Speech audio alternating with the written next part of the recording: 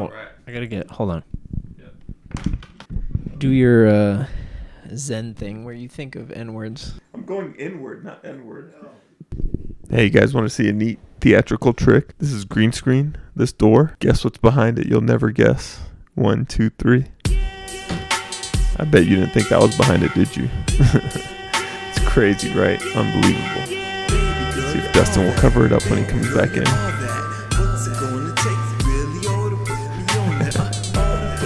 Green screen, baby. Stag.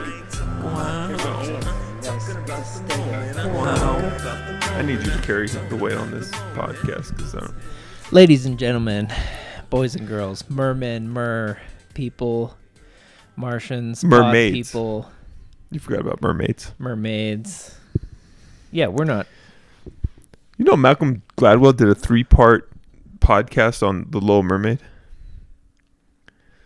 We're not excluding any groups. Welcome to the Dave review. Yeah. Episode 9. Enlightened Dave. Enlightened Dave. Please like and subscribe. And if you like this, check out the podcast, because it's great. It's really funny. It's about absolutely nothing. Yeah, most of the time. How do we talk about an individual's LSD trip and review it? Most episodes are easy. This is a little difficult. Let's review someone's LSD trip. Yeah. Starts out incredibly cinematic. The house looks beautiful. You Dude, could tell wait. already. No, go ahead. Overall, this has got to be like... Okay, so first off, it's definitely the most surreal episode that's ever happened, right? Easily, yeah. And you've often said you dislike the surreal stuff. Correct. For instance, Emma chasing down Yes. the guy. And I'm all for the surreal stuff. But this is surreal grounded in reality. It's not surreal like this is real life, because his trip was like a trip. It wasn't like a trip, but it was real life. Okay. So you're okay with the I'm more tangent accepting of of this Okay. episode. Yeah. Wow. What a banger. It just a banger? I need to watch this episode Really? like 10 more times. A lot of symbolism that I love probably this didn't episode. understand any of it. Holy shit, this is such a difficult episode to talk about. Yeah, now that we got that intro out of the God, way, let's just Jesus. take like a 5-minute break here. 5-minute dead air to just collect our thoughts and look at our notes. Oh, Because man. holy mama. Starts very cinematic. You could tell already this episode's going to be different. Can't you tell just by the way it's kind of leading up? The big house. It's kind of Space Odyssey 2001-ish almost. I was going to say... Kubrick-ish. In keeping in line with Kubrick, I was going to say something like THX 1138. Mm-hmm. And like the color grading, that maybe came later. But the color grading right off the bat too is kind of like... It's blue. It's like blue tones. Yeah. And maybe a little washed Futuristic. out. Futuristic. Yeah. I love the house. Dave is at Rick Rubin's house. And he's confused. Benny Blanco sent him there to find inspiration to work on his album. As we all know, Dave has not done anything with the album. Did Benny send him? It sounds like Benny sent him. Okay. I could be wrong. Okay. So Dave is really confused at the house. He sees a guy painting. I don't know, whatever. And then he sees Rick Rubin on a rock. Right. Goes up to Rick Rubin, meditating on the rock. Dave doesn't know how to act because he's not a very spiritual dude. He can't even sit comfortably. He came, yeah. He's so unspiritual, he can't even sit comfortably. That's for a 2 good minutes. line. I'm so spiritually inept, I can't even sit comfortably. And it turns out it's not Rick Rubin, it's Biff Wiff. Biff Wiff. Mm-hmm. This episode is kind of Atlanta-ish too, I gotta say. It reminded me of Atlanta. I could see that. But that, God. I mean, that, see, It's so hard to talk about. That's why I always wondered why you were like, Atlanta, because there's such surreal moments in Atlanta. Mm-hmm. And this was very much that, yeah. True. Yeah. Like what it's like to really be stuck in your own head. Yeah. It's very dreamlike. Uh-huh. Dave meets a guy called Adams. Not Adam, Adams. Adams. And he's kind of his tour guide for his trip at Shangri-La, which is Rick Rubin's place. And he's walking him around, and he's kind of what is he doing? He's mentoring him. He's breaking down like what he's giving him he's the go-between between Rick Rubin and him. Yes. He's like he's his buffer, I guess you could say. Yeah. Like I'm gonna walk you through how to work with Rick Rubin, but his process is your process. Yes. Man, okay. Also, is it true that Rick Rubin gave Flea his name? Oh, is that like an urban myth? I'd like to. I've never heard that until this episode. Did Rick Rubin work with the Chili Peppers? Oh yeah, for sure. A lot of parallels with our lives in this episode because you just did a float tank and because you just watched a Rick Rubin Paul McCartney thing. Yeah. It's all popping off. Like literally this week. This whole episode was surreal for many reasons. I'm gonna skip past the Adams part. You don't like any of that? No, I do. I can't talk about it. Okay. Dave is in his room. Some Asian lady, black lady, I can't even tell. She looked racially ambiguous, tells Dave to write off his fears down on a piece of paper and bury it somewhere. Yeah. He writes a few things and then Dave writes as his biggest fear success. Well, first he writes failure and crosses it out. And then he writes success. Right. So my question to you is, have you applied to any video editing jobs yet? No. What? I guess you just answered your own question. Wow. Benny Blanco FaceTimes him. Go inward is the password. Go inward. And Dave thought it was N-word, as in the word that I'm not going to say. All right. Dave goes to bury the letter or his greatest fears, and he sees Flea written, and he sees an anteater. It's very surreal. Spiders. So we're supposed to believe Flea was scared of spiders. That's his biggest fear. That's what he buried. Oh, okay. That makes sense. Like he tagged his own fear with his name on the back. Okay. That's pretty good.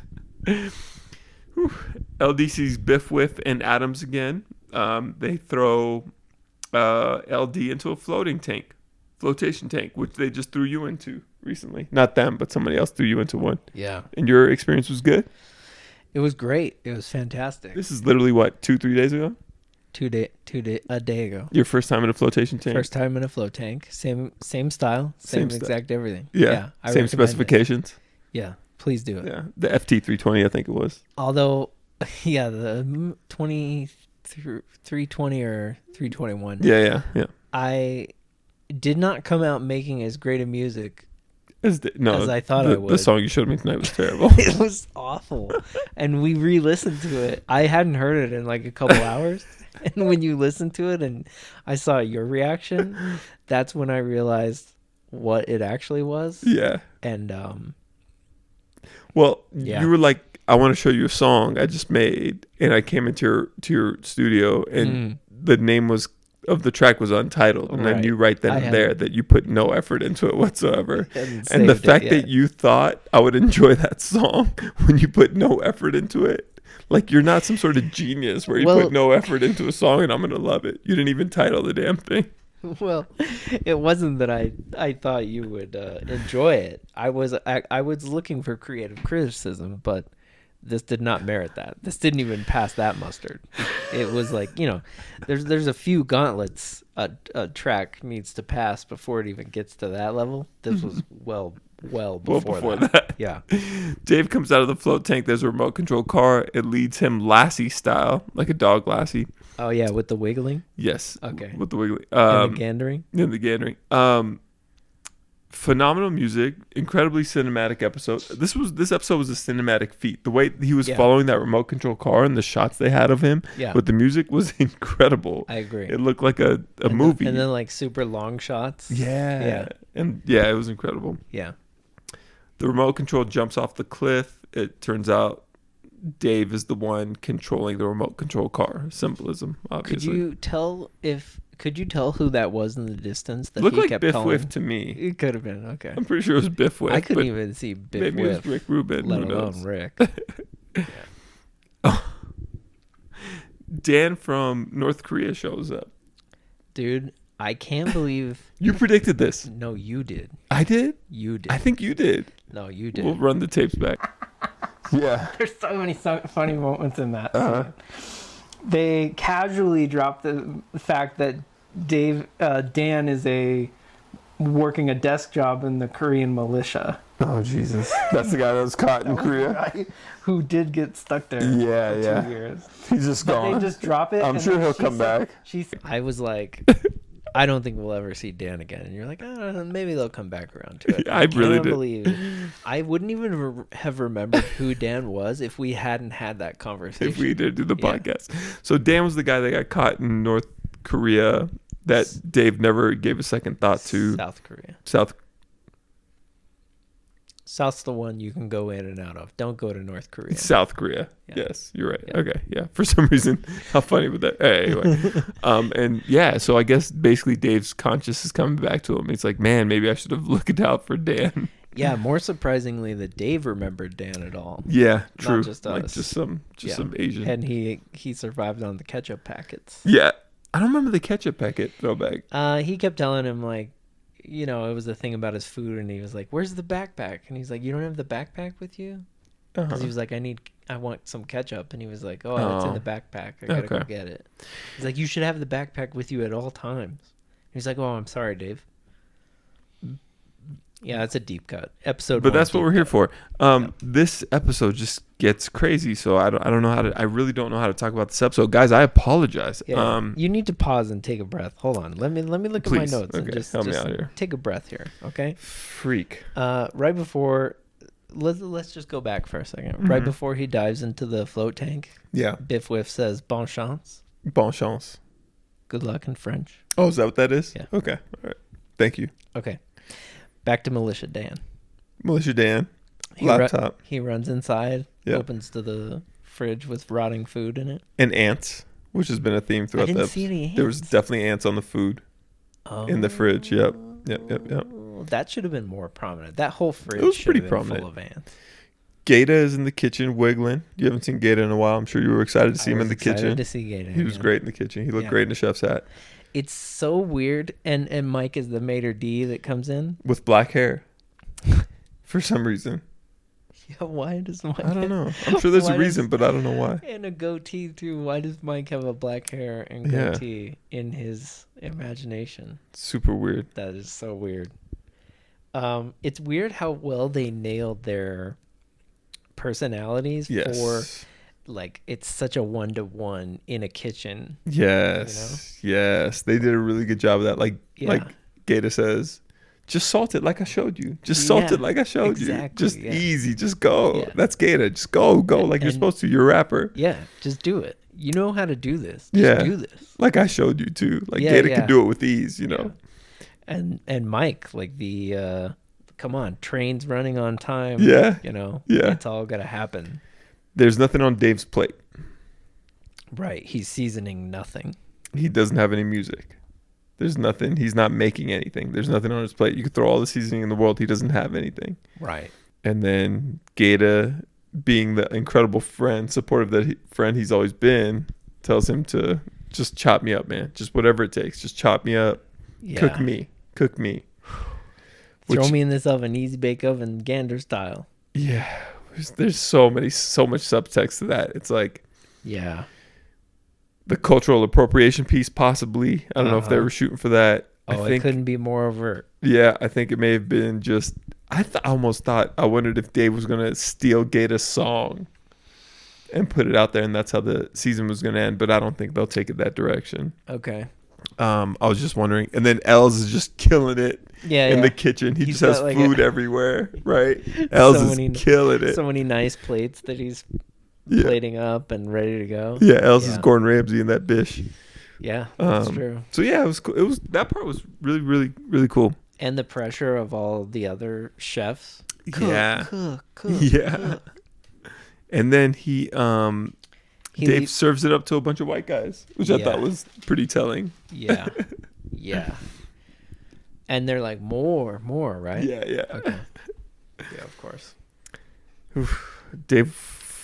Emma, Yeah, she's Emma documenting the whole thing. Emma's like Dave's conscious almost. She's like, oh, I'm recording this. Like, you know you're full of shit. I'm going to record this. Oh, that's a good point. Like, she's always an observer because she's been with him through most of it. Exactly. Right. Yeah, yeah. That makes sense. Yep. short conversation with Allie in a totally different room. But his mom originally. Did you notice was that his mom? Okay, Yeah. I was confused. Okay, yeah. Yeah, so he I starts... have it crossed out here. LD with parents and then crossed out Allie. Yeah. I didn't know. Okay. So he Wow. starts talking to his mom. Oh, wow. But it's clearly a conversation meant for Allie. Oh, damn, that's kind of and cool. then it becomes Allie. This episode's crazy. So I'm guessing that's like a metaphor for finding, you know, your mother or your parents in your relationship. Do you find that true in your relationships? I mean, not consciously, but I guess Freud would say, No, and you personally. aren't we all? You personally. No. Your mom's nothing like your lady? I don't think so. Okay. How about for you? Tends to ring true. Oh. Yeah. Okay. The tendencies my mom has tend to show up in the women I date. And it's really annoying. Like, they all love to shop. They all love clutter. It's kind of annoying. But those aren't things you're seeking out. You're just saying those are like Coincidences. Okay. Yeah, I don't know. Huh. It's something to think about. Wow. Whatever. I don't know. I'm going to take a mulligan on that one. And, yeah, maybe. I mean, I don't know your mom. I've never met your mom, so I can't. I can't say. I'd be able to tell within a minute. Oh, Chance and Brooke. You think so? Oh yeah, Brooke is exactly like Chance's mom. It's crazy. I guess they if even I put look some alike. thought into it, I could probably just say yes and get Find this some over parallels. with. I'm sorry. So maybe it's a universal. I don't know. Okay. I didn't want to go this deep. Can you feel the pressure I'm under right now? Yeah, I mean, this is what this is for, right? Yeah, yeah. Like, it's thought provoking. Isn't that what Kanye said? Yeah. Makes the people think. Gets the people going. Yeah. Okay, so then Dave meets Dave's ego, I guess. Bald guy. Yeah. Long legs, wearing a diaper. Yeah, it's all. So this is the THX 1138 thing I was talking about. Okay. That's George Lucas's first film. Oh. It's very much like these weird rooms like that, like completely white spaces. Wow. Like is it good? No, it's terrible. Oh, if okay. you need something to fall asleep to. Oh, okay. Yeah. Low budge. Yeah, low budget, but it's Can you see his potential?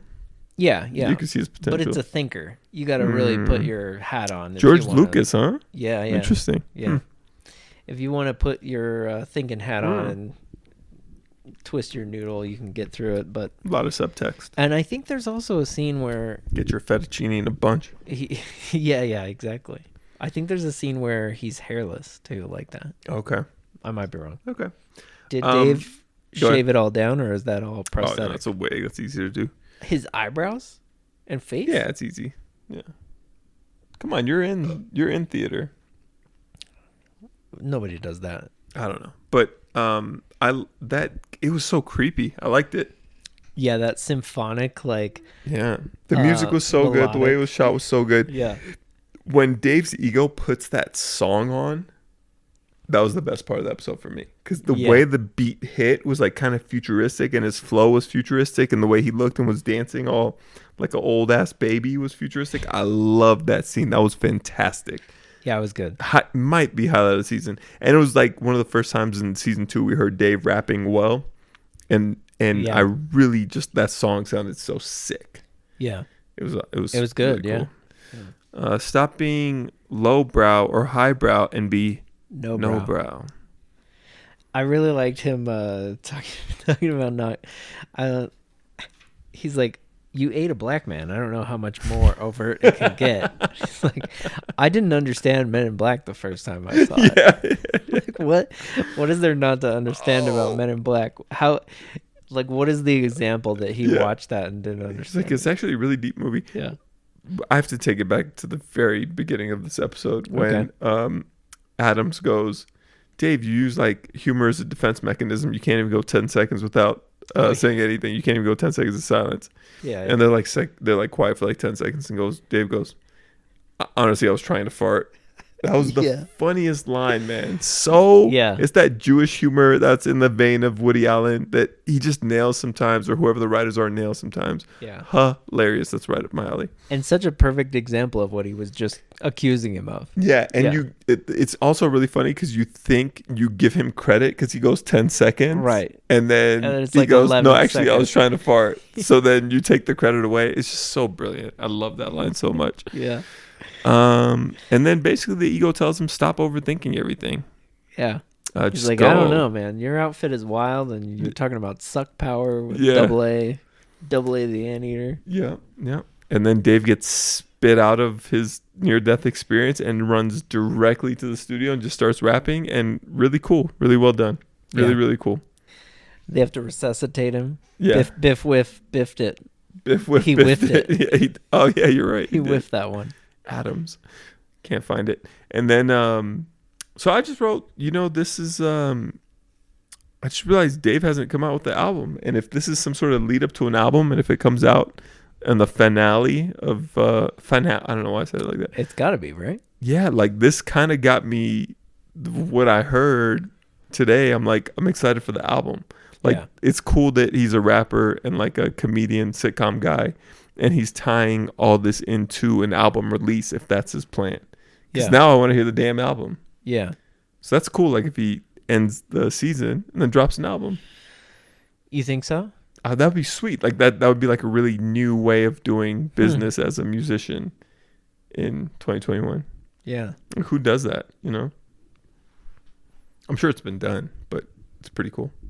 I guess you're right. I mean, I think usually they're more subtle, like shit like that happens, and we just don't even, like they make a cameo on a show or something, Yes, and all of a exactly. sudden the thing's out, and Or it's they'll like, drop like a clothing line or something. right, Yeah. right, Yeah. get Or- the buzz up and then drop it. Right. Like an SNL appearance or something. I actually have so there's some weird thing going on right now. Yeah. This is the end of the episode, so I Yeah, feel fine talking about Yeah. this. Yeah. The Woodstock 99 documentary came out. Yeah. And I feel like there was a lot of buzz around that. Mm-hmm. And then all of a sudden, I saw a post on Reddit that was like, did you know Limp Bizkit used to play for this fashion show in the summer in 1999? And Yeah. I watched the clip and I was like, this is wild. Yeah. Why would anybody ever get Limp? But the first comment is, oh, yeah, also I saw Fred Durst's new look. And it's a link to Lollapalooza 2021, which was like last week. Right. And then it's that show with Fred Durst looking wild. This is such a tangent at this point. Just go. Fred Durst looking old and wild. And then at the end of that concert, Yeah. he drops a song pre-recorded while he throws out merch Right. to the crowd. And Right. then he hugs Mark Ribella, Rebella, I don't know. who's just blowing up now. Uh-huh.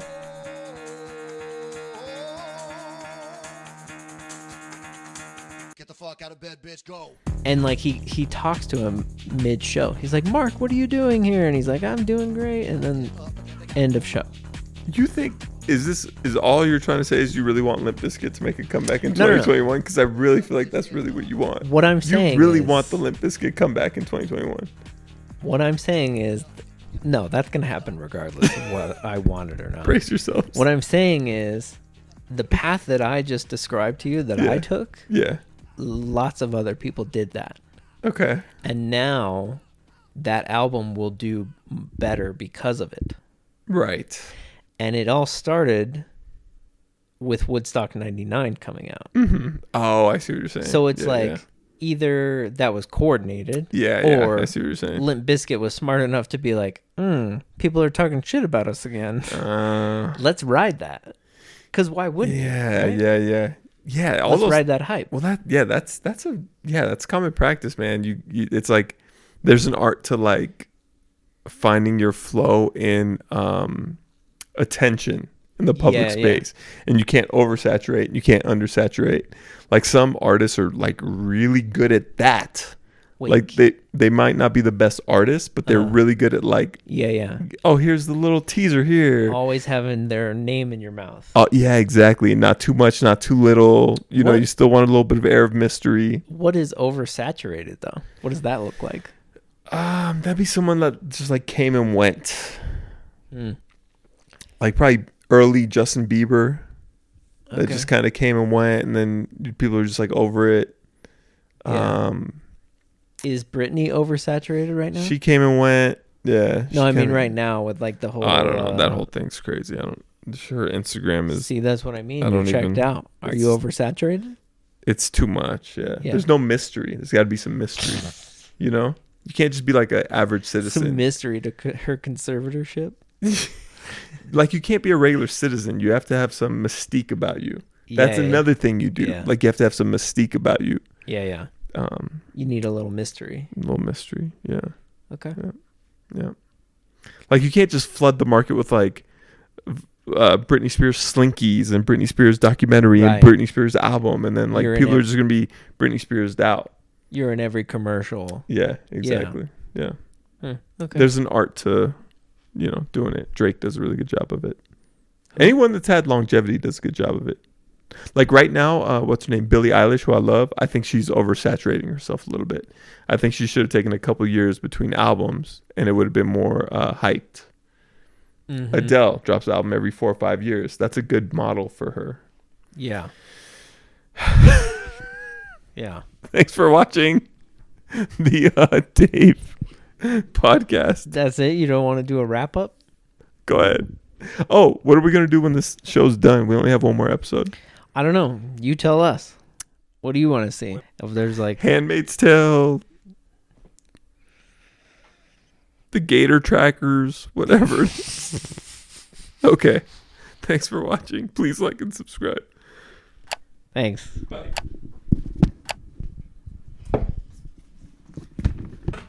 Gator Trackers.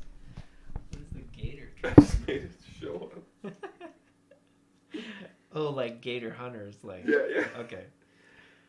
Fuck, I got so paranoid that I didn't press record.